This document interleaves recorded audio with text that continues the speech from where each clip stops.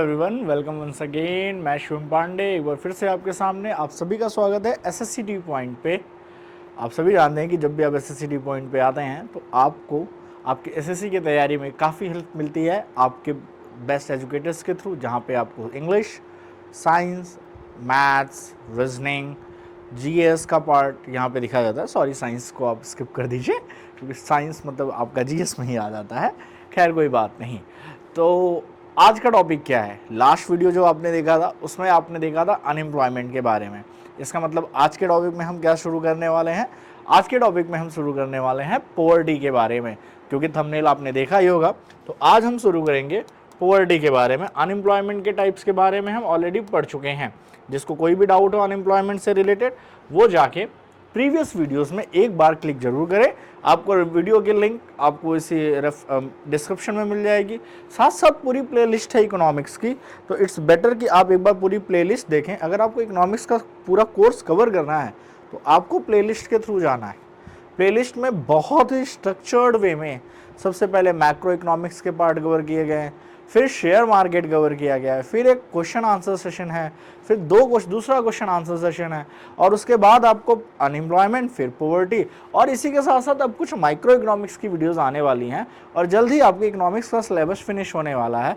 फिर हम ज्योग्राफी और स्टैटिक जीके और हिस्ट्री की तरफ बढ़ेंगे धीरे धीरे। तो आपको करना क्या है? पूरा कंप्लीट कोर्स करना है मेरे साथ। जहाँ भी डाउट्स हो पूछते रहिए, कमेंट बॉक्स में मेंशन करते रहिए, चीज़ें आपके लिए काफ़ी आसान होने वाली हैं। तो चलिए शुरू करते हैं आज का वीडियो और पढ़ते हैं आज पॉवर्टी के बारे में। इसके बारे में पढ़ेंगे आज पॉवर्टी के बारे में कि भाई गरीबी क्या है। वैसे तो आप कहोगे सर गरीबी तो हमें पता है कि पैसे की कमी होना, लेकिन पैसे की कमी तो अमीर इंसान के पास भी होती है। पैसे की कमी क्या अमीर इंसान के पास भी होती है। आपको मैं 1 करोड़ रुपए दे दूं, हालांकि मैं दे तो नहीं पाऊंगा, 1 करोड़ होता तो मैं कुछ और करता तो, लेकिन अगर हो तो भी आपको कमी पड़ेंगे, क्योंकि पैसे की लालच खत्म नहीं होती। फिलहाल हम यहाँ गरीबी की बात करें तो उसका मजाक उड़ाना कहीं से भी सही नहीं है। गरीबी की बात का मतलब यही है कि जब आपके पास इतनी भी पैसे ना हो कि आप अपनी बेसिक नीड्स को अफोर्ड कर पाएँ। हालांकि गरीबी की डेफिनेशन आप में से सभी को पता है। तो हम बेसिकली यहाँ पे पढ़ना चाहेंगे कि गरीबी के टाइप, गरीबी के कारण, और कैसे गवर्नमेंट गरीबी को नापती है, क्या क्या इसके लिए प्रोविजंस किए गए और उसको रिमूव करने के पॉसिबिलिटीज़, इन सभी चीज़ों पे आज हम डिस्कशन करेंगे। तो चलिए शुरुआत करते हैं। लिखा है कि poverty is the deprivation of food, shelter and money and clothing when the people can't satisfy their basic needs। आप कह सकते हैं बेसिक नीड्स का मतलब आप सभी को पता है कि कुछ ज़रूरत की चीज़ें होती हैं जो मिनिमम होना ही चाहिए। क्या मिनिमम अगर वो ना रहे तो कह दो कि ज़िंदगी बेकार है, फिर जीने का क्या फ़ायदा। ठीक है, तो भाई आप सभी को पता है रोटी कपड़ा मकान, थोड़े से पैसे, एजुकेशन चाहिए, एक अच्छी हेल्थ चाहिए। बेसिक नीड्स पहले एक टाइम पे 3 मानी जाती थी, वो सभी को पता है, जिसे हिंदी में कहते थे, मूवीज भी बनी है, रोटी कपड़ा और मकान। आज भी ये बहुत बड़ी ज़रूरत है, क्योंकि ध्यान से देखें कि अगर आपके पास रोटी है मतलब खाना है, पहनने को कपड़ा है और रहने को मकान है, तो फिर अदर चीज़ें। लेकिन अभी इसी में आजकल क्या जोड़ दिया गया भाई? आजकल ज़रूरी है एजुकेशन, जिसमें गवर्नमेंट फ्री एजुकेशन देती है क्लास 8 तक, तो आपको अब एजुकेशन मिलेगी। गवर्नमेंट गुड हेल्थ आप कह सकते हो कि आप हेल्थ भी, आपकी एक अच्छी हेल्थ आपका फंडामेंटल राइट है, जीने का अधिकार, जीवन का अधिकार हो गया, तो गुड हेल्थ भी मिल जाती है। मतलब सरकारी अस्पताल उसी को फुलफिल करने की ड्यूटी निभाते हैं। आप इसके साथ साथ कह सकते हैं कम्युनिकेशन भी आपको चाहिए। अब तो भाई अगर आप बताइए कि अगर आप कम्युनिकेशन टेक्नोलॉजी से नहीं जुड़े, अगर आज आपके पास मोबाइल या इंटरनेट जैसी सुविधा नहीं हो, इंटरनेट मोबाइल की भी फैसिलिटी नहीं है, तो आप अपने आप को पिछड़ा ही मानिए। कोई फिर खास आप उस चीज़ों से बाहर नहीं आए। हालांकि आपको गवर्नमेंट मोबाइल नहीं देगी, लेकिन मोबाइल इतनी सस्ती है कि आप अफोर्ड कर सकते हैं। लगभग में आजकल मुझे शायद ही लगता है कि जिसके पास ना हो, तो आप कम्युनिकेशन से जुड़ गए। इसके अलावा आप लिख दीजिए ट्रांसपोर्ट, लिख लीजिए। क्या लिख दीजिए? ट्रांसपोर्ट। अगर आप ट्रांसपोर्टेशन का मतलब, ट्रांसपोर्ट का मतलब यही नहीं कि आपके पास अपनी खुद की बाइक या कार हो, नहीं, वो तो स्टैंडर्ड हो जाएगा। ट्रांसपोर्ट का मतलब आप कोई भी ट्रांसपोर्ट अफोर्ड कर सकते हो, ट्रैवलिंग के लिए ट्रांसपोर्ट अफोर्ड कर सकते हो। ऐसा नहीं कि सारी चीज़ों के लिए पैदल ही जाना पड़े।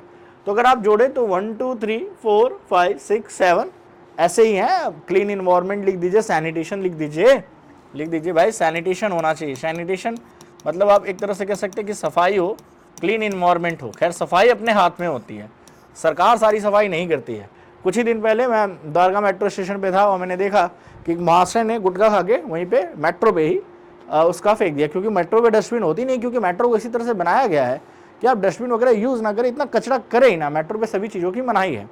तो उन्होंने ट्रैक पे भेज दिया और उसको तो आरपीएफ के जवान ने नहीं देखा, सीआरपीएफ के जवान थे, और दूसरे बंदे ने भी वही सेम टास्क किया। And then he call him and उनको समझाया कि मतलब घर पे भी ऐसे करोगे? तो बोला सर यहाँ डस्टबिन नहीं थी। तो बोले जेब में रख लो, ट्रैक पे फेंकना। तो ठीक है, समझा के छोड़ दिया, लेकिन आप समझ सकते हो ना, तो सैनिटेशन या सफाई आपके हाथ पे, इसके लिए नहीं। फिर चलिए आगे बढ़ते हैं। हालांकि फिलहाल इन तीनों चीज़ों के बारे में बात करते हैं, क्योंकि ये और ये हो जाता है, ये बनाने में ना अच्छे अच्छों का दम निकल जाता है, क्योंकि मकान आजकल आसान नहीं है। अगर आप ध्यान से देखें तो सबसे महंगी ज़मीनें हैं, और फिर मकान तो मकान एक बहुत बेसिक नीड है किसी भी पर्सन की। कहीं से भी थके आ रहे हो, घर ही जाते हो। Poverty can be understood simply as a lack of money और more broadly in the terms of barriers to everyday human life. वैसे तो आप कह सकते हैं पैसे की कमी, गरीबी मतलब पैसे की कमी, और उसको और ब्रॉडर वे में कह सकते हैं तो डेली लाइफ की बैरियर्स, मतलब रोजमर्रा की परेशानियां। आप कह सकते हैं रोजमर्रा की परेशानियां, जैसे कि जो खेती वाला मजदूर होता है, जो परेशानी, ठीक है, जो लैंड एग्रीकल्चर लेबर होता है, या आपने कभी लेबर चौक देखा होगा, हर शहर में होते हैं। तो लेबर चौक पे क्या होता है, वो लेबर चौक पे लोग खड़े होते हैं, बच्चा, और वो उनका काम है कि काम करेंगे, तो वहाँ जिसको ज़रूरत है वो आएगा, उसकी गाड़ी पे बैठेंगे, 3-4 लोग पहुँच जाएंगे, काम बोलो। और इतनी भीड़ होती है सुबह सुबह कि मैं गलती से, मुझे पता नहीं था कि वो लेबर चौक है, और मैं वहाँ से गुजरा, मुझे रास्ता नहीं पता था। मैंने किसी से रास्ता पूछना चाहा, तब तक मेरी गाड़ी पे 2 लोग बैठ चुके थे।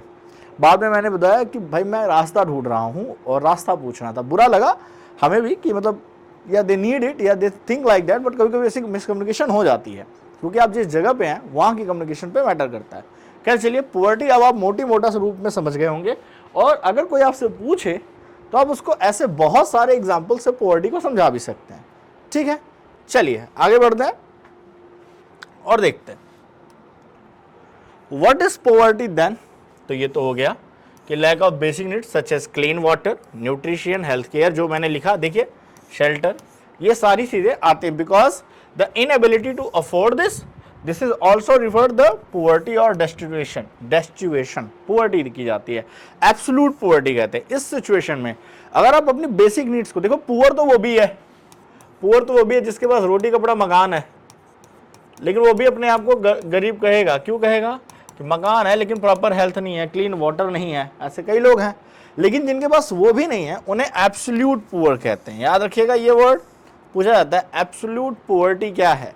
जब आप अपनी बेसिक नीड्स को भी अफोर्ड ना कर पाए, इतने गरीब है। मतलब अगर मैं कहूँ कि गरीबी रेखा में अगर माना गया कि 100 रुपये पर डे जो कमाते हो वो गरीबी रेखा के नीचे हैं, तो आप उसी में से 10 रुपये कमाने वाले हो, तो आप एब्सोल्यूट पुअर्टी में चले जाते हो। ठीक है, भगवान न करे कोई एब्सोल्यूट पुअर्टी में जाए, बट चीज़ें पता होनी चाहिए। फिर एक आता है रिलेटिव पुअर्टी। रिलेटिव पुअर्टी क्या होती है? रिलेटिव पुअर्टी कंडीशन होती है of having fewer resources, less income than others with a society और अ कंट्री। अब रिलेटिव पुअर होना याद है, देखिए ये दोनों इंपॉर्टेंट पॉइंट्स हैं, आप इसको हाईलाइट कर लीजिए अलग कलर से अगर आपको डाउट है तो। देखिए यहाँ पे समझ लीजिए आप कि एक रिलेटिव पुअर्टी है, क्या है? रिलेटिव पुअर्टी है, और एक एब्सोल्यूट पुअर्टी है। एब्सोल्यूट पुअर्टी, दोनों में फ़र्क है। एब्सोल्यूट पुअर्टी में आप अपनी बेसिक नीड्स को कंप्लीट नहीं कर पा रहे हैं बिल्कुल भी। वही रिलेटिव पुअर्टी में मान लीजिए कि आप हैं और आपका पड़ोसी बी है, और एक आप है, या मान लीजिए एक ए है। ए के पास घर कपड़ा मकान सब है, और इसके पास एक कार है, और आपके पास एक बाइक है। तो आप क्या हुए? आपसे कंपैरेटिवली ये रिच हुआ। तो रिलेटिव पुअर्टी का मतलब जब आप किसी से कंपेयर करते हैं अपने आप को, और उसमें पाते हैं कि आप उसके कंपैरिजन में गरीब हैं। क्या है? आप किसी के कंपैरिजन में गरीब हैं, इसी को रिलेटिव पुअर्टी कहते हैं। रिलेटिव पुअर्टी में तो आप कह सकते हैं कि इंडिया भी कई सारी कंट्री से कंपेयर किया जाए तो इंडिया में भी गरीबी है, किसी अदर कंट्री के कंपैरिजन में कंट्री वाइज हम गरीब है, गरीब कंट्री में आ जाएंगे कुछ, और कुछ कंट्री से हम अमीर निकल जाएंगे। तो भाई रिलेटिव पुअर्टी होना ना होना कोई बड़ी बात नहीं है, क्योंकि आप डिपेंड करता है किससे कंपेयर करते हैं। अगर आप किसी बहुत बड़ी हस्ती से कंपेयर करेंगे तो कहीं ना कहीं आप पुअर्टी के लाइन में अपने आप को मानेंगे ही मानेंगे। क्या रिलेटिव पुअर्टी भी एक फैक्ट है जो हम अपनी डेली लाइफ में देखते हैं, हम इससे ओवरकम करने की कोशिश करते हैं। ठीक है, today economic liberalisation include extended poverty rights specially to land to the poor and the making financial service notably saving accessible. अब भाई लिबरलाइजेशन का मतलब जिसे कहते हैं उदारीकरण, हिंदी में क्या कहते हैं, उदारीकरण। लिबरलाइजेशन के बाद मतलब जब बिजनेसेस को आसानी से प्राइवेटाइजेशन हुआ और लिबरलाइजेशन हुआ कि प्राइवेट बिजनेसेस चलाए जा सकते हैं, सभी के लिए सरकारों की परमिशन नहीं है या इतने ज़्यादा रोकथाम नहीं रहेगा, तो पुअर्टी के राइट्स को भी एक्सटेंड किया गया कि पुअर लोगों के भी कुछ राइट्स होंगे। ठीक है, लैंड को लेके एंड कुछ उनको फाइनेंशियल सर्विस मिलनी चाहिए। ठीक है, उनके पास भी चीज़ों की एक्सेसिबिलिटी होनी चाहिए। ऐसा नहीं है कि अगर कोई पुअर है तो उसे रहने का अधिकार नहीं है, उसको पुअर्टी लाइन से ऊपर लाए। तो हर देश की, किसी भी कंट्री की मेन टारगेट एक ये भी होती है, जैसे आपको पता है कि 4th या 5th ईयर प्लानिंग में गरीबी हटाओ मेन नारा था कि हमारे यहाँ क्या था, गरीबी हटाओ अपने आप में एक मेन पर्पस बनाया गया, उसका थीम रखा गया। 5 ईयर प्लानिंग्स में मैंने पढ़ा है, तो एक बार देख लीजिएगा। तो इससे आप समझ सकते हैं कि इसकी इंपॉर्टेंस कितनी होती है। टाइप्स ऑफ पुअर्टी में मैंने बनाया absolute poverty and relative poverty. ठीक है, तो यहाँ पे आपको क्या करना है, basic needs not completed, basic needs not completed. जहाँ पे बेसिक नीड कंप्लीट ना हो वहाँ पे क्या है, रिलेटिव पुअर्टी है। और जहाँ पे किसी दूसरे के कंपैरिजन में, किसी दूसरे के कंपैरिजन में गरीब होना, जब आप किसी से, ये तो एक घर में एक भाई दूसरे भाई से गरीब हो सकता है, एक भाई ने अच्छी प्रॉपर्टी बनाई दूसरे ने कम बनाई है, तो उसके रिलेटिवली वो पुअर है, तो ये तो आम बात है। तो किसी दूसरे के कंपैरिजन में कम अमीर होना, ये अपने आप में रिलेटिव पुअर्टी कहलाती है। ये आप सोसाइटीज़ में देख सकते हो। और खुश नहीं होती, अरे उसने कार लिया है, अरे उसने बड़ी लैंड बनाई है यार, मतलब मेरे ही साथ था, देखो कितना आगे निकल गया, ऐसे सारे आप डिस्कशन करते रहते हो। चलो, कैरेक्टरिस्टिक्स ऑफ पुअर्टी के कैरेक्टरिस्टिक्स क्या होते हैं भाई, सिंपल सी बात है। मुझे नहीं लगता कि किसी को पुअर्टी के कैरेक्टरिस्टिक्स के बारे में पता नहीं होगा, लेकिन यहाँ जो हम बात करेंगे वो हम नेशनल लेवल पे करेंगे कि कंट्री वाइज इस पर का क्या इम्पैक्ट है। तो देखिए, effects of poverty also because and creating as a poverty cycle. भाई गरीबी चक्र बन जाता है। अब आप कहोगे गरीबी चक्र क्या है, एक बार गरीब हो गए तो देखो, भगवान ना करे हो, लेकिन गरीबी का चक्र होता है, मतलब जिसे कहते हैं ना डेब्ट साइकिल। डेब्ट साइकिल तो लगभग में सिटी से लेके अमीर या गरीब कोई भी हो सकता है, ठीक है, रिच या पुअर। डेब्ट साइकिल में कई लोग होते हैं, जब आप लोन्स के चक्कर में पड़ जाते हो, लोन से लोन पे करने लगते हो, तो आप डेट साइकिल में आ जाते हो कि एक लोन के लिए दूसरा लोन लेना। अच्छे खासे लोग इस डेट साइकिल से निकल ही नहीं पाते, लाइफ गुजर जाती है। ठीक है, तो हम बात करेंगे ऑपरेटिंग अक्रॉस मल्टीपल लेवल। अब ये हो सकता है कि कोई एक पर्सन, एक व्यक्ति हो गरीब, या कोई कंट्री ही हो, नेशनल, भाई कंट्री भी हो सकती है। पाकिस्तान को देख लो, पाकिस्तान बेस्ट एग्जांपल है डेट साइकिल का। प्रेजेंट टाइम में श्रीलंका और नेपाल की करेंसी, अफगानिस्तान की करेंसी पाकिस्तान से अच्छी है। इंडियन रुपया तो अच्छा है ही, नेपाली रुपया भी, जो कि मतलब इंडिया का 60 रुपये नेपाल में 100 हो जाता है। तो आप समझ रहे हैं कि नेपाल की करेंसी भी पाकिस्तान से अच्छी है। तो पाकिस्तान एक बेस्ट एग्जांपल है डेट ट्रैप का, जो यूएसए से लिया, IMF से लिया, वर्ल्ड बैंक से लिया, फिर चाइना से लेके बैठा है। तो आप समझ सकते हो कि वहाँ पे क्या हालात है। तो डेट ट्रैप एक पूरा नेशन भी हो सकता है। ऐसे कई अफ्रीकन कंट्रीज भी आप देखेंगे, और लगभग में कई सारी कंट्रीज चाइना के डेट ट्रैप में फंसती चली जा रही हैं। चाइना की इन्वेस्टमेंट कहीं ना कहीं अपने आप में एक डेट ट्रैप का उदाहरण होता है। ठीक है, हेल्थ की बात करेंगे। 1/3 of deaths are due to the poverty related. Maximum जितने लोग मरते हैं, तो अगर मान लीजिए भाई 90 लोगों की डेथ हुई है, तो उसमें से 30 लोग इसलिए मर गए क्योंकि उनके पास पैसे की कमी थी। पैसे ना होने के कारण ना क्लीन वाटर एफोर्ड कर पा रहे हैं, ना क्योंकि हमें पता है कि हमारे यहाँ 40% बीमारियाँ केवल क्लीन ड्रिंकिंग वाटर से होती हैं। क्लीन ड्रिंकिंग वाटर आपको सुनने में आसान लग रहा है, लेकिन रियलिटी में एक बहुत बड़ी प्रॉब्लम है। प्रॉब्लम क्यों बड़ी है ये आप सभी को पता है कि 20 रुपए की एक बॉटल आती है, दिन में 4 से 5 बोतल एक इंसान पीता, 100 रुपये कमा नहीं पाएगा, 100 रुपये पी जाएगा। चलो 20 रुपये की एक 20 लीटर वाली बॉटल आती है, लेकिन कहीं ना कहीं आप पानी परचेज करना पड़ता है। Clean water you have to purchase. अगर इसका फ्री एक्सेस हो तो कमाल की बात है, लेकिन रियलिटी क्या है, नहीं तो आप RO लगवाओ, इसके भी खर्चे आते हैं, इसको मेंटेनेंस करने आते हैं। एक गरीब के घर में इतनी चीज़ें कहाँ से आएंगी? तो क्लीन ड्रिंकिंग वाटर एक बहुत बड़ी प्रॉब्लम है, ठीक है। तो उससे related, those living in the poverty suffer from life expectancy. Life expectancy का मतलब क्या है? आप कह सकते हो कि जीवन की आशा, आप समझ लो कि जीवन जीने की आशा, कि आप कितने साल जियोगे, आप कितने साल जियोगे। अगर आप देखो कितने साल, तो लाइफ एक्सपेक्टेंसी रेट वैसे भी 65 से 70 साल आ गई है। लेकिन अगर आप बहुत ज़्यादा गरीबी में हो तो इसकी पूरी पॉसिबिलिटी है कि आपके घर में कम उम्र में लोगों की एज या छोटे बच्चों की मृत्यु होने की पॉसिबिलिटी ज़्यादा है। वो लाइफ एक्सपेक्टेंसी 35 to 40 के बीच में आगे गिर जाती है, और कहीं कहीं इससे भी पुअर हो जाती है। तो जीवन जीने की जो नॉर्मल उम्मीद है उससे भी कम जीते हैं। Okay, according to the world health organization WHO, ठीक है, WHO क्या कहती है? हंगर का मतलब भूख, एंड मल नरिशमेंट का मतलब आप कह सकते हैं कि प्रॉपर न्यूट्रिशंस का ना मिलना। मल नरिशमेंट जहां पे प्रॉपर न्यूट्रिशंस ना मिले, are the single gravest cause to the world's public health, and malnourishment is by far the biggest contribute to the child mortality present in the half of all cases.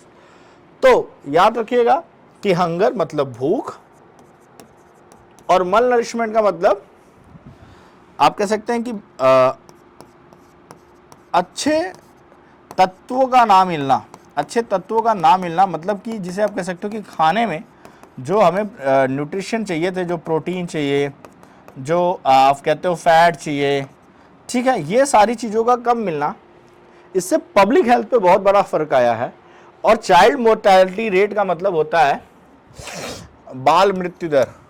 आप कह सकते हैं बाल मृत्यु दर, जो बच्चे की मरने की, मतलब जो 5 ईयर से इन्फेंट मोर्टेलिटी रेट एक आता है। एक इन्फेंट का मतलब हो जाता है कि छोटा शिशु। तो अगर किसी ने इन्फेंट मोर्टेलिटी रेट कह दिया तो इसका मतलब हो गया 5 साल से छोटा बच्चा हो जाएगा, ठीक है। 1 साल से छोटा बच्चा आप समझ लीजिए, इन्फेंट का मतलब नादान शिशु, 1 साल से छोटा बच्चा हो गया। तो जो बच्चा पैदा होने के 1 साल के अंदर मर जाए, वो उसमें क्या होता है कि माँ का नरिशमेंट सही नहीं होता, तो बच्चे का नरिशमेंट सही नहीं हो पाता, बच्चा मर जाता है। दूसरा, बाल मृत्यु दर 5 से 7 साल के बच्चे भी जब ऐसे मरने लगते हैं बिकॉज ऑफ एनी रीजन, तो उसे बाल मृत्यु दर, चाइल्ड मोर्टेलिटी कहते हैं। उसके 50% केसेस का रीज़न क्या है कि अदर बीमारियों की जगह वो भूख से मरते हैं या मल नरिशमेंट से मरते हैं। इसलिए कहते हैं पॉपुलेशन कंट्रोल एक बहुत बड़ी चीज़ है, और उसके लिए एजुकेशन और जागरूकता बड़ी चीज़ है। अगर एजुकेशन नहीं भी है और पर्सन जागरूक है तो पॉपुलेशन कंट्रोल कर पाएगा, क्योंकि कहीं ना कहीं इस महंगाई में या इस दौर में आप ज़्यादा लोगों को एक प्रॉपर न्यूट्रिशन दे पाना अपने आप में आसान काम नहीं है। You should understand this, okay. तो फैमिली बड़ी हो उससे बहुत बड़ी बात नहीं होती। कुछ कॉमन कैरेक्टरिस्टिक्स देखिए, हंगर, मल नरिशमेंट, 2 बच्चे। ये तस्वीरें देख के रूह कांप जाती हैं। ऐसी तस्वीरें शहर के स्लम एरिया में आप देख सकते हैं, गांव में देख सकते हैं, दूर दराज के इलाकों में। और ये बड़ी भयावह तस्वीरें हैं। भले यहाँ पे कुछ बच्चे हंस लें या मन में सोच लें, लेकिन ये बड़ी भयावह तस्वीरें। आप देखिए, एक महिला और ये छोटे से बच्चे का फिगर देखिए, अजीब सी अंदर फीलिंग आती है कि मतलब इसके लिए आप कुछ कर सके, लेकिन रियलिटी में है कोई कितना करेगा, आप कितना करेंगे? अगर किसी के बच्चे, अगर आपका पॉपुलेशन पे कंट्रोल नहीं है, अगर पॉपुलेशन पे कंट्रोल ही नहीं है, तो आप क्या करोगे? आप 1000 बच्चों को पालोगे, 2000 बच्चों को पालोगे। एक बच्चा पालना आसान थोड़ी, उसको खिलाना ही सब कुछ नहीं है, उसको पढ़ाना है, एजुकेशन है, ज़िंदगी में कुछ अच्छा करे, अच्छा समाज बनाए। ऐसे हैं बहुत से ट्रस्ट हैं, काम करते हैं, लेकिन फिर भी इंडिया में हमारे यहाँ ये सिचुएशन बड़ी कॉमन हो गई है। क्यों कॉमन हो गई है? आप परेशान होंगे उन बच्चों से जो लगभग में हर चौराहे पे आप जैसे ही कुछ लेने जाते हो तो भैया सलामत रहो, जोड़ी सलामत रहे, एंड कुछ दे दो। और उनको मतलब इसी तरह से उनका काम है, उनको मना करना भी बुरा लगता है, लेकिन अगर आप बांटते चलो तो जिनमें दिन में 300-400 रुपये आप बांट दो तो भी कम पड़ेंगे, क्योंकि एक को दोगे तो 4 पीछे आते हैं।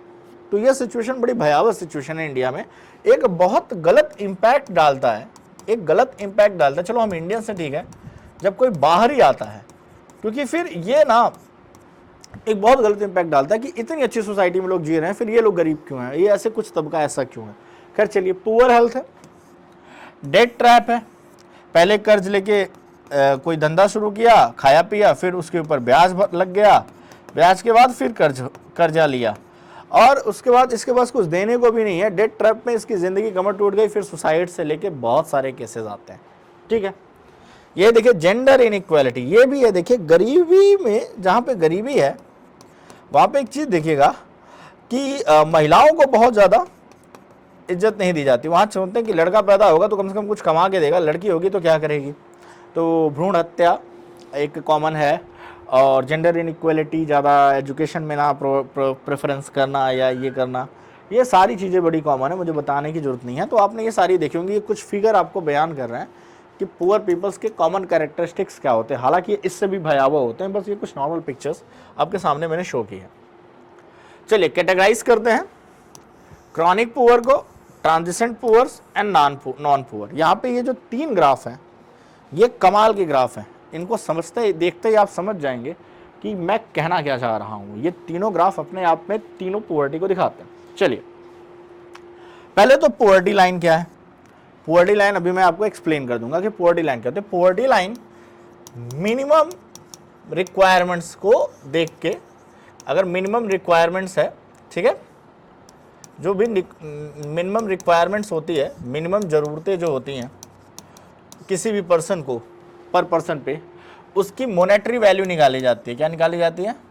Monetary value. उसको मतलब मुद्रा के हिसाब से कन्वर्ट किया जाता है कि कितना पैसा होगा। और मान लो कि वो 500 रुपये आता है, मान लो ऐसे मोटी मोटा, अभी मैं समझाऊंगा इसको। तो ऐसा माना जाता है कि एक पर्सन एक महीने में जो 500 रुपये कमाता हो, तो ये 500 की लाइन हो गई, ये 500 की लाइन हो गई। और अब अगर आप इस लाइन के ऊपर, तो ये आपकी पुअर्टी लाइन है, ये गवर्नमेंट डिसाइड करती है। कैसे करती है अभी अगली वाली साइड में पढ़ेंगे कि गवर्नमेंट कैसे इसको कैलकुलेट करती है, और ये कितने हद तक सही होते हैं, और कितना इफेक्टिव और कितना इफेक्टिव नहीं है। तो ये अब अगर आप 500 के ऊपर ट्रैवल कर रहे हैं, आप चाहे यहाँ ट्रैवल करें, चाहे यहाँ ट्रैवल करें, या इसके जस्ट ऊपर ट्रैवल करें, ठीक है। देखिए जितना नज़दीक ट्रैवल करेंगे उतना खतरा है। अगर आप यहाँ हैं तो पूरी पॉसिबिलिटी यहीं पे है, तो पूरी पॉसिबिलिटी नीचे गिरने की। आप जितना ऊपर हैं उतना ही नीचे गिरने की कम पॉसिबिलिटी होगी पुअर्टी लाइन पे। तो जितना ऊपर रहेंगे आप पुअर्टी लाइन से अबव है, और यहाँ पे बिलो पुअर्टी लाइन हो जाएगा। क्या हो जाएगा? Below poverty line. तो फिलहाल टाइप समझते हैं, फिर पुअर्टी लाइन को समझेंगे। पुअर्टी लाइन यहाँ पे ड्रॉ है, सब देख सकते हैं डॉटेड में, और कहीं कहीं अप एंड डाउन है। तो सबसे पहले बात करते हैं क्रॉनिक पुअर की। Chronic poor includes people who are always poor and those who are usually poor, जो हमेशा गरीब रहते हैं। क्या रहते हैं? हमेशा गरीबी में रहे हैं,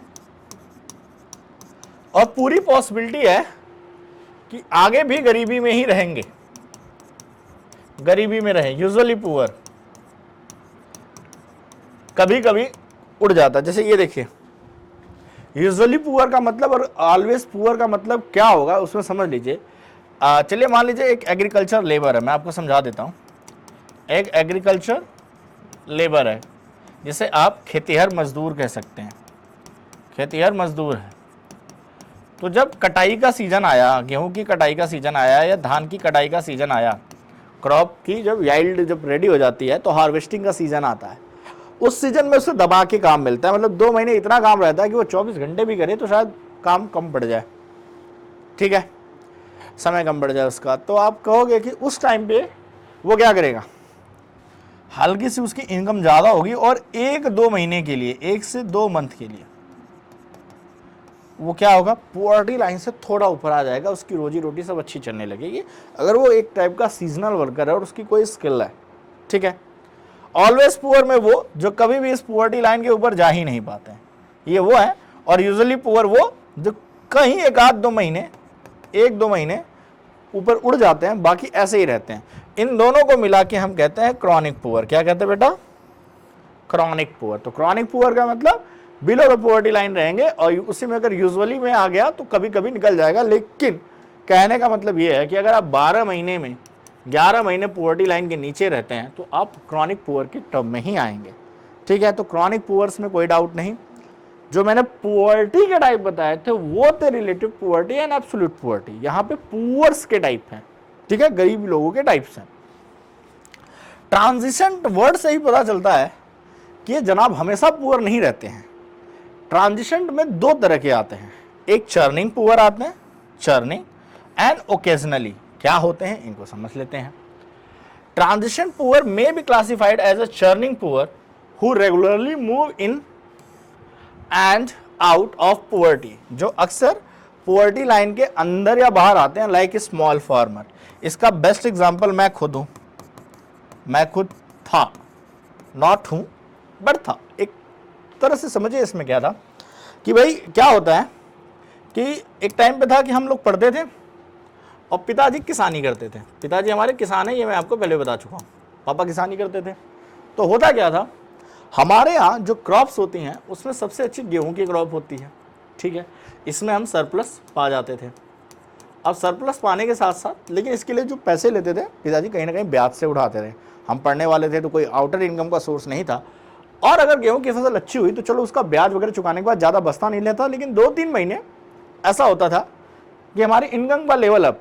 और अगर भगवान ने धान की फसल भी अच्छी दे दी, जिसे आप चावल की फसल कहते हो, तो वो 2-3 महीने अब। लेकिन बीच में कम से कम ऐसा होता था कि हमारे ऐसा चलता था कि 2-3 महीने बेटर, 2-3 महीने बेकार कंडीशन, फिर 2-3 महीने बेटर। फसल कटती थी जब, याइल्ड जब होता था, क्रॉप की हार्वेस्टिंग होती थी और अच्छी हार्वेस्टिंग हुई तो आप समझ लीजिए कि आधे साल अच्छी स्थिति में, आधे साल बुरी स्थिति में। और अगर कहीं एक फसल खराब हो गई तो साल भर, क्योंकि हम स्मॉल फार्मर हैं जिसके पास 10 से 15 बीघे की खेती है। इतनी खेती में आप बहुत ज़्यादा प्रोडक्शन करके बहुत ज़्यादा अच्छी लाइफ नहीं जी सकते जहाँ पे आपके 2 से 3 बच्चे पढ़ने वाले हों। तो ट्रांजिशन पुअर में चर्निंग पुअर्स वो होते हैं जो स्मॉल फार्मर्स होते हैं, छोटे किसान, आप कह सकते हैं छोटे किसान। इसकी देखिए, इसका ग्राफ बता रहा है up down up down up down. इसका मतलब ये है कि ट्रांजिशन पुअर का एक क्राइटेरिया है चर्निंग पुअर का, ठीक है, जो लगभग में क्या है अप एंड डाउन होते रहते किसानों के घर में, छोटे किसानों के घर में, ये आम बात है। हाँ, अगर उसी छोटे किसान के घर में कोई 1 या 2 पर्सन अर्निंग करने लगे, क्या करने लगे, अर्निंग करने लगे, कहाँ, आउटसाइड। क्योंकि ध्यान से देखा जाए तो आजकल की मॉडर्न टेक्नोलॉजी में 10 से 15 बीघे की खेती आसानी से एक पर्सन कुछ मजदूरों को पेमेंट करके, एक पर्सन लेबर्स के साथ मिलके आसानी से कर सकता है, क्योंकि टेक्नोलॉजी है, सब जगह पैसे फेंकने हैं। Right now my father do the same things and we started earning. तो हम कहाँ आ गए, हम चर्निंग पुअर से तो बाहर आ गए। 1 साल मान लीजिए ओकेजनली पुअर में रहे होंगे जब से बाहर कमाना शुरू किया। क्यों? क्योंकि कभी कभी ऐसा होता था कि पुराने जो आपके डेट ट्रैप्ड होते हैं उसके रीजन से आपके पास कभी कभी, जैसे कोविड में, अब ओकेजनली पुअर क्या होते हैं, जो बाई चांस नीचे आ जाते हैं। अब जैसे कोविड में कई लोग आए होंगे ओकेजनली पुअर में, ठीक है, कोविड में ऐसे कई लोग हैं जो ओकेजनली पुअर हो गए। कभी कभी अचानक ऐसा हुआ कि किसी मंथ सैलरी नहीं आई, ये जॉब से निकाल दिए गए, तो 2-3 महीने, 4 महीने या 1 आध साल रहे हों, लेकिन वो कभी पुअर थे नहीं। बिकॉज मान लीजिए ऐसा भी हो सकता है कि किसी के घर में जो अर्निंग पर्सन है, अर्निंग पर्सन की किसी रीजन से डेथ हो जाए, किसी की रीजन से भाई डेथ हो जाए। अब भाई अर्निंग पर्सन की डेथ हो गई तो उसके घर इनकम का सोर्स ही बंद हो गया। तो ओकेजनली पुअर कोई भी हो सकता है, ये हमेशा याद रखिए कि ओकेजनली पुअर एक अच्छा खासा इंसान हो सकता है। कहीं उसका धंधा चौपट हो गया, उसके धंधे में आग लग गई, तो ओकेजनली पुअर किसी में हो सकता है। तो इसी को ट्रांजिशन पुअर कहते हैं, जो कभी कभी आ जाते हैं। हालांकि ये देखिए ये समझ लीजिए कि ये कहीं ना कहीं देखिए ऊपर जा रहे हैं, नीचे आ रहे हैं, पॉवर्टी लाइन के आसपास हैं। तो आप पहले कहाँ, पहले तो अगर आप पुअर, कोई पर्सन पुअर है तो पहले वो ऑलवेज से यूजुअली में आए और यूजुअली से चर्निंग में आ जाए। चर्निंग में आने का मतलब वो कुछ ऐसा बिजनेस करे जो लगभग में साल के 8 महीने चलता हो ठीक ठाक, और अपनी चीज़ों को कंट्रोल में रखे, फिर वो कहीं से पहुंचेगा ओकेजनली पुअर में। और now everyone wants to achieve this one, never poor, ठीक है। तो नॉन पुअर में क्या आते हैं, नेवर पुअर, कोइंसिडेंटली चलो भाई अब मैं इस कैटेगरी में आता हूँ, हम सभी चाहते हैं कि हम इसी कैटेगरी में रहें, क्योंकि गरीबी ना मौत से बदतर होती है, गरीबी मौत से बदतर होती है, अगर आपने देखी है। और अगर आपने देखी है तो आपके अंदर बड़ा जज्बा है और आप कुछ अच्छा करने वाले। तो ये जो आपका एसएससी का एग्जाम है, आप क्रैक करने वाले हो, इसमें कोई दो राय नहीं, आप करोगे ही करोगे, क्योंकि आपने ये जो है ना, आपको अपने खानदान, आपके पास एक ही ऑप्शन है कि आप पढ़कर, अच्छे से पढ़कर इन सारे क्राइटेरिया को कट करते हुए आप इसके किंग बने। ये आपका टारगेट है, और ये आपका टारगेट आपको एसएससी देने वाली है, आपकी पढ़ाई देने वाली है, आपकी मेहनत देने वाली है। आप इसके हकदार हो अगर आपने मेहनत की है। तो be the person of your family, आप अपनी फैमिली का वो पर्सन बनो जो इन सारी लाइनों को क्रॉस करके यहां खड़ा कर दे, अपनी फैमिली को कहां खड़ा कर दे, यहां खड़ा कर दे। तो never poor is our target. और हमारी सरकार चाहेगी कि पूरी कंट्री में, हम तो ये चाहेंगे कोई पूरी कंट्री में यही सिचुएशन रहे भाई, नेवर पुअर की। बिलियनियर्स हो, मिलीनियर्स हो, क्या जाता है, सब लोग बढ़ेंगे तो ही आप बढ़ेंगे। कभी मत सोचिए कि आप अकेली रेस में आगे भाग गए तो आपकी कंट्री बढ़ जाएगी, नहीं, वो सराउंडिंग आपको फिर से खींच के नीचे गिरा देगी। तो कोशिश कीजिए कि सबका भला हो। चलिए, अब क्योंकि पुअर्टी लाइन की बात हुई थी, तो पुअर्टी लाइन के स्टैंडर्ड क्या हैं, किस स्टैंडर्ड पे पुअर्टी लाइन मेजर किया जाता है, उसका मानक क्या है, कैसे पता चलेगा, सरकार ने कौन से मानक लिए। हालांकि जो सरकार का डेटा मैं आपको बताऊंगा 2011-12 के सेंसेक्स पे है, इंडेक्स पे है। अगर 2024-25 2020-21 का 21-22 का आया, 2025 के इलेक्शन के बाद ही आएगा, 2024 के इलेक्शन के बाद ही ये डेटा आएगा, ये तो तय है। इलेक्शन से पहले ऐसा कोई डेटा सरकारें देने वाली नहीं है, नहीं तो फिर इतने मुद्दे बन जाएंगे इलेक्शन के कि सरकारें हिल जाएंगी, ठीक है, फिर उसमें कई सारी सरकारों को समेटा जाएगा, दिक्कत होगी। Poverty line is a cut off point.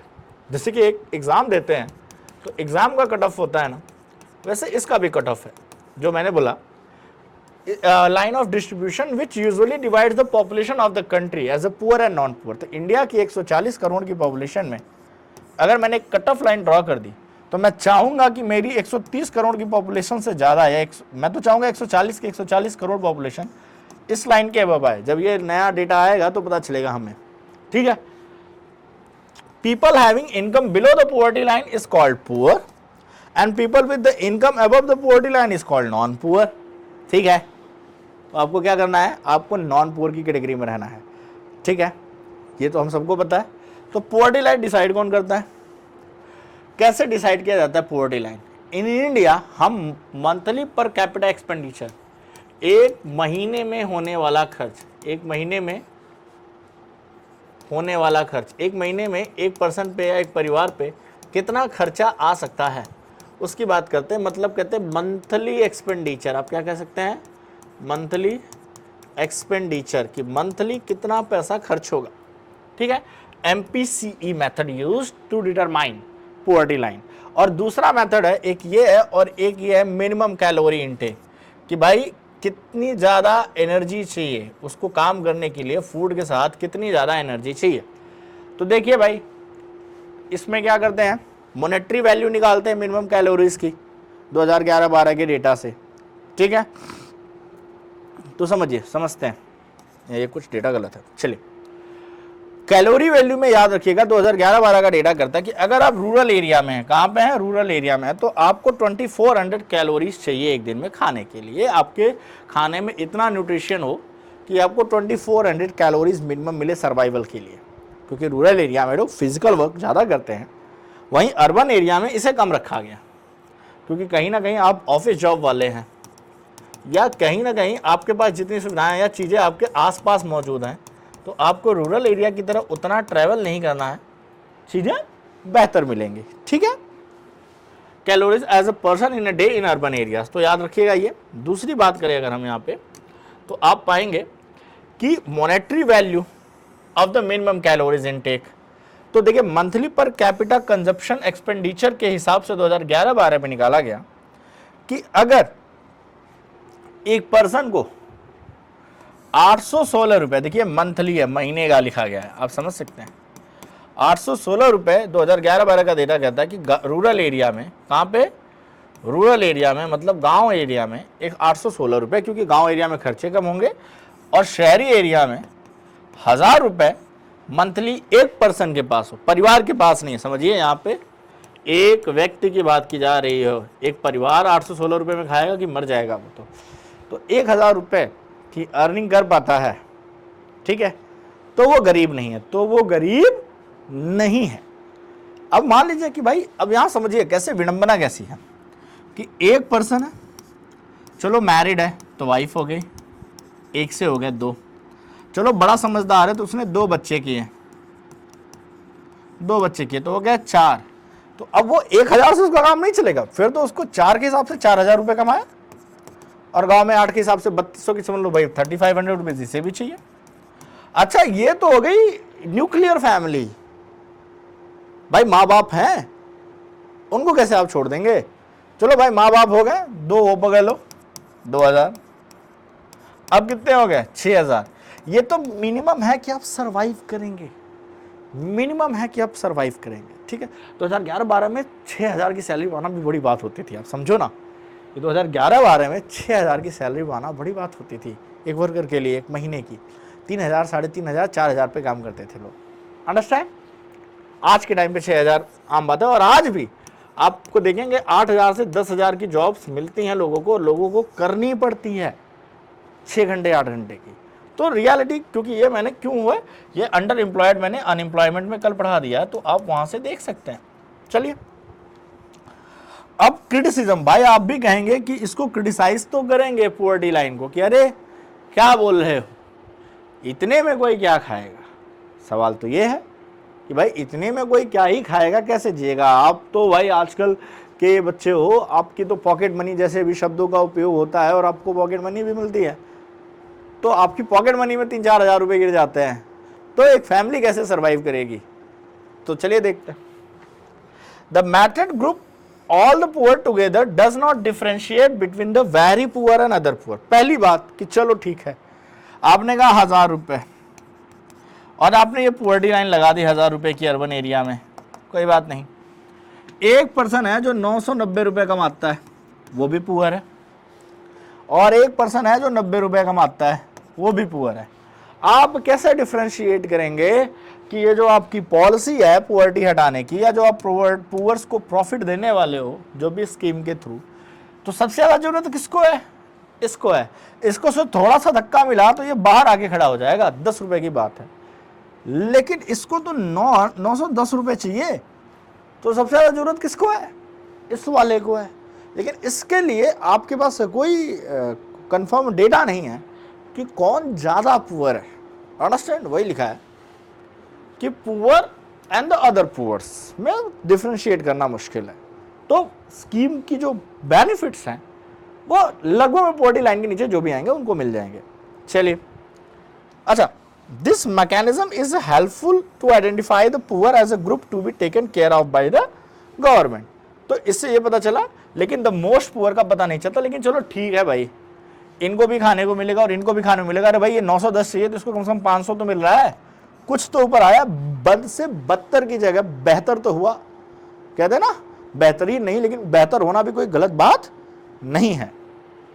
तो इस तरह से गवर्नमेंट ध्यान देती है। आगे बात करते हैं, numbers of poor in India. When numbers of poor is estimated as the proportion of people below the poverty line is known as head count ratio। तो इसे बेसिकली क्या कहते हैं, हेड काउंट रेशियो कहते हैं, जिसमें नंबर्स ऑफ पुअर को calculate किया जाता है पूरे कंट्री की पॉपुलेशन के बिहाफ पे। Official data of poverty is made up to the public by the planning commission. तो सवाल ये क्या है, कौन बनाता है पुअर्टी का ऑफिशियल डेटा, कौन देता है, प्लानिंग कमीशन। प्लानिंग कमीशन, ठीक है, नीति आयोग। तो ये आपको नीति आयोग से मिलेगा। कहाँ से मिलेगा भाई, इसका डेटा जो गरीबी का है ये नीति आयोग की रिपोर्ट में आएगी। It is estimated on the basis of consumption expenditure data collected by the NSO. लेकिन नीति आयोग को ये डेटा कलेक्ट करके देगा कौन, ये एनएसओ देती है, एनएसएसओ देती है, नेशनल सैंपल सर्वे ऑर्गेनाइजेशन। तो इंपॉर्टेंट है कि पहली बात तो पुअर्टी लाइन के लिए डेटा कौन कलेक्ट करता है, तो एनएसएसओ करता है। किस बेस पे करता है, कंजप्शन एंड एक्सपेंडिचर। कंजप्शन का मतलब कितना खाया और एक्सपेंडिचर का मतलब खर्च कितना किया, एक कितना आप कंज्यूम करते हो और कितना आप खर्च करते हो। और ये किस पे होता है, मंथली बेसिस पे होता है। इसमें दो चीज़ें देखी जाती हैं, एक तो रुपीज़ की इनकम के मामले में और एक कैलोरीज के मामले में देखी जाती हैं। तो इन दो बिहाफ पे हम निकालते हैं और ये मंथली होता है, पर पर्सन होता है, ठीक है। तो ये याद रखिएगा, एक इंपॉर्टेंट पॉइंट ये और एक इंपॉर्टेंट पॉइंट ये कि डेटा रिलीज कौन करेगा, ये एनएसओ की प्लानिंग कमीशन रिलीज करेगी, ठीक है। और कौन देगा इसके बारे में, तो आपको पता चलेगा कि यहाँ पे सर आप कह सकते हैं कि मैक्सिमम डिटेल जो है ये हमको कौन देगा, मैक्सिमम डिटेल हमें मिलेगा यहाँ से, आप कह सकते हैं एनएसओ उसकी मेन ब्रांच है जो सारा डेटा कलेक्ट करती है। आपको पता है नेशनल सर्विस ऑर्गेनाइजेशन का काम ही है डाटा कलेक्ट करना और डाटा कलेक्ट करके टाइम टू टाइम इसको प्रोवाइड करवाना, ठीक है। तो यहाँ तक आप इसको अच्छे से नोट डाउन कर लीजिए सारी पॉइंट्स को, ये बहुत ज़्यादा ज़रूरी है आपके लिए और यहाँ से आपको काफ़ी सारी चीज़ें जानने को मिलेंगी। अब हम कुछ और चीज़ें जानना चाहेंगे इसके बारे में कि और क्या क्या चीज़ें हैं यहाँ पे जिसमें पुअर्टी लाइन को डिफ़ाइन करने के बाद हमें समझना चाहिए, ठीक है। तो नंबर्स ऑफ पुअर हो गया। अब पुअर्टी को हटाने के क्या क्या तरीके हैं, तो गवर्नमेंट ने कुछ स्कीम्स निकाली हैं। भाई पुअर्टी चिल्ला तो रहे हैं, लेकिन मैंने कहा था कि हर एक वीडियो के अंत में हम सोल्यूशन भी देखेंगे। हम क्या देखेंगे कि इसका सोल्यूशन क्या है, कि इसके क्या प्रावधान है, गवर्नमेंट ने क्या क्या किया है। तो समझिए, आप कहेंगे रूरल एम्प्लॉयमेंट जनरेशन प्रोग्राम, मतलब रूरल का मतलब हो गया ग्रामीण, रोजगार एम्प्लॉयमेंट आप कह सकते हैं, जनरेशन का मतलब प्रोग्राम का मतलब तो योजना हो गई, ग्रामीण रोजगार योजना आप कह दीजिए, और जनरेशन का मतलब वहाँ पे समझिए कि मतलब रोजगार के अवसर बनाना, ठीक है। The program was started by the government to create self employment, स्वरोजगार आप क्या कह सकते हैं, स्वरोजगार योजना एक तरह से कह सकते हैं। स्वरोजगार योजना में भाई आप अपनी लारी खोलिए, छोटे मोटे बिजनेसेस खोलिए, उसके लिए गवर्नमेंट फंड देगी। Opportunity in the rural area and some small town, जिसे आप कस्बा भी कह सकते हैं, वहाँ पे it was implemented by the Khadi and village industry commission. तो इसमें भाई खादी ग्रामोद्योग की आप क्या कीजिए, खादी ग्रामोद्योग लगाइए, मतलब आप खादी के वस्त्र बनाइए। इस तरह की इंडस्ट्रीज कई सारे गांव में लगी हैं। तो खादी की अगर आप वस्त्र बनाते हैं तो आपको सब्सिडी मिलेगी और इजी लोन मिलेगा। इजी लोन और सब्सिडी मतलब कि टैक्स कम लगेंगे और इजी लोन मिलेगा गांव में। Under this programme one could get financial assistant in the form of bank loans and setup in the small industry. तो आप छोटे उद्योग लगाने के लिए आपको, देखिए कहने का मतलब कोई भी उद्योग लगाना है आपको चाहिए पैसा, और पैसा नहीं है तभी तो गरीबी है। तो वो कहाँ से, आप लोन लो, बिजनेस चलाओ, लोन चुकाओ और अपनी चीज़ों को ग्रो करो, और जब इंडस्ट्री लगाओगे तो कई लोगों को रोजगार भी मिलेगा। तो एक ये हो गया। दूसरा है प्राइम मिनिस्टर रोजगार योजना, PMRY। इस प्रोग्राम के अंदर क्या किया गया, एजुकेटेड अनएम्प्लॉयमेंट, पढ़े लिखे बेरोजगार, इसकी संख्या हमारे देश में मुझे लगता है सबसे ज़्यादा है, क्योंकि आजकल डिग्री तो सबके पास है, पढ़े लिखे तो सभी हैं। From low income families in the rural and urban area, चाहे रूरल हो या अर्बन एरिया हो, अगर उनको अपना फाइनेंशियल हेल्प दिया गया, अगर आपको उनका खुद का एम्प्लॉयमेंट लगाना है, और आप पाएंगे कि ये योजना, ये देखिए आप कह सकते हैं ना कि मॉडर्नाइजेशन जो हुआ था, मॉडर्नाइजेशन जो हुआ है उसके तहत ही ये भी निकाला गया। क्या निकाला गया, 1992 में हमारे यहाँ नई इकोनॉमिक नीति आई, 7 lakh micro enterprises during the 8th plan. तो 8th प्लान का मतलब यही था कि अनएम्प्लॉयमेंट हटाओ, सतत विकास करो, सेल्फ डिपेंडेंसी लाओ। तो 8th प्लान जो हमारा स्टार्ट हुआ है, इम्प्लीमेंट हुआ है, 8वां पंचवर्षीय योजना, उसमें 7 लाख से ज़्यादा माइक्रो एंटरप्राइजेस, छोटे छोटे एंटरप्राइजेस लगाए गए। बाई 2003-4 3 मिलियन पीपल्स को इस स्कीम से फ़ायदा हुआ। अब यह है कि जिस टाइम लगाया गया उसी टाइम नहीं, लेकिन ये धीरे धीरे स्कीम्स बढ़ती हैं। तो 3 लाख से ज़्यादा लोगों को यहाँ पे मिलेगा, आपको रोजगार मिला, डायरेक्टली या इनडायरेक्टली। सीधी बात है, जब भी आप रोजगार पढ़ाते हो या कोई बिजनेस सेटअप करते हो, आप लोगों को रोजी रोटी देते हो यार। Business man is not a small thing, he is earning himself but he is also giving opportunity to others also.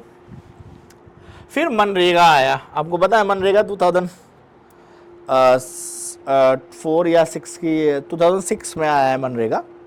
इसमें गवर्नमेंट ने कहा कि 100 दिन मिनिमम एम्प्लॉयमेंट देगी सरकार अपनी तरफ से। जैसे महात्मा गांधी, पहले नरेगा ही कहते थे, फिर बाद MG लगा दिया, Mahatma Gandhi national rural employment guarantee act, ठीक है। तो ये करते क्या थे, 100 दिन, चाहे आप स्किल्ड लेबर हो या नॉन स्किल्ड लेबर हो, सरकार आपको काम देगी। जो गांव में काम होते हैं, सफाई करने का, तालाब बनाने का, रोड बनाने का मनरेगा में, तो आपके गांव प्रधान के यहाँ रजिस्टर्ड कराइए, आप मनरेगा में काम कीजिए। और फिर इसके बाद क्या आता था, चाहे अनस्किल्ड हो या स्किल्ड हो, चाहे मेल हो या फीमेल हो, 100 दिन का काम आपको मिलेगा। और वो भी मिनिमम वेजेस सरकार तय करेगी। उस टाइम 125 रुपये तय किया था सरकार ने मिनिमम वेजेस, क्योंकि गांव में 70 से 80 रुपये, मैक्सिमम 100 रुपये दिए जाते थे उस टाइम मजदूरों को। तो सरकार ने कहा कि मिनिमम 125 रुपये तो वेजेस मिलना चाहिए। इससे मजदूरों के हालात में काफ़ी सुधार आया और लोगों ने इस योजना का जम के दुरुपयोग किया। ये मैंने अपनी आंखों से देखा है। मतलब जो लोग उस कैटेगरी में नहीं आते थे, उनका भी ग्राम प्रधान ने लिस्ट में नाम चढ़ा दिया। आ रही है, पहले ये कैश में मिलता था तो उसमें ज़्यादा दलाली होती थी, तो गवर्नमेंट ने कहा बैंक अकाउंट में भेजेंगे। बैंक अकाउंट में आने से भी दलाली तो चलती ही रहती है ना। ग्राम प्रधान ने कहा तुम काम करने मत आना, तुम्हारी लिस्ट में नाम चढ़ा दूंगा। और जब पैसे निकालने जाना तो पैसे निकालना, तो अगर 10,000 आते हैं तो मेरे को 8,000 दोगे, तुम्हें 2,000 मिलेंगे। क्यों तुम्हें 2,000? क्योंकि तुमने कुछ नहीं किया है, फिर भी तुम्हें 2,000 दे रहा हूँ मैं, ठीक है। All those among the poor who are ready to work at the minimum wages can report for the work in areas. जहाँ पे भी ये प्रोग्राम्स इंप्लीमेंट किए गए हैं वो रजिस्टर कर सकते हैं। तो जी हाँ, पहले तो प्रायोरिटी इसमें, मतलब हालांकि ऐसा नहीं कि पुअर्स का भला नहीं हुआ, करप्शन तो हर जगह इंडिया में, लोग जगह खोज ही लेते हैं, लेकिन पुअर्स का अच्छा खासा इसमें भला हुआ। इन 2013-14 नियरली 5 करोड़ हाउस होल्ड को इस अपॉर्चुनिटी से फ़ायदा मिला। तो मनरेगा कई लोग कहते हैं कि बड़ी फेलियर योजना थी, कोई कहते हैं सक्सेसफुल योजना थी, मुझे नहीं पता। लेकिन जहाँ तक मैंने देखा है, गांव में काम भी हुए, सफाई हुई, तालाब बनाए गए, नाले बनाए गए और रास्ते बनाए गए, और गरीबों के हालात में सुधार है। क्योंकि जब उनको 125 रुपीज़ मिनिमम वेजेस मिलने लगे, तो आप जब बुलाने जाओ तो चलो भाई आप सरकारी नहीं हो, लेकिन मिनिमम जहाँ 70-80 था, 100 रुपये पे तो उनको आप भी काम देने लगे ऑफ सीजन में। क्योंकि भाई 100 ही दिन तो सरकार रोजगार दे रही है, बाकी 265 दिन तो आम जनता के पास, साहूकारों के पास ही आना है। 100 रुपये, 110 रुपये, तो मजदूरी बढ़ गई। करंट में मजदूरी गांव में ये 250 रुपये के करीब से 300 रुपये वैरी करती है, और शहरों में ये 400 से 500 या 600 रुपये, डिपेंड करता है किस तरह का काम करवाना है। लेकिन शहरों में काम करने के तरीके में इनको काम ज़्यादा करना पड़ता है, जितने आवश्यक आते करने पड़ते हैं। गांव में काम मजदूरी कम होने, मतलब ये नहीं कि इनसे काम ज़्यादा लिया जाता है, गांव में काम करने का इनका तरीका ही ऐसा होता है कि बड़े आराम से काम करते हैं, जिसे कहते हैं मजदूरी बनाना। काम जितना लंबा चलेगा उतने ही दिन इनकी मजदूरी बढ़ेगी। तो इस तरह का एक थॉट प्रोसेस होता है। तो चलिए आज के लिए इतना ही। पोवर्टी के टाइप्स और उसके उपायों के बारे में हमने पढ़ लिया। बाकी इसके रिलेटेड क्वेश्चन आंसर अनएम्प्लॉयमेंट और पोवर्टी के नेक्स्ट लेक्चर में हम करेंगे, और वहाँ पे आपको आंसर्स करना होगा। तो आज के लिए इतना ही। जय हिंद, जय भारत। हंसते रहिए, मुस्कुराते रहिए।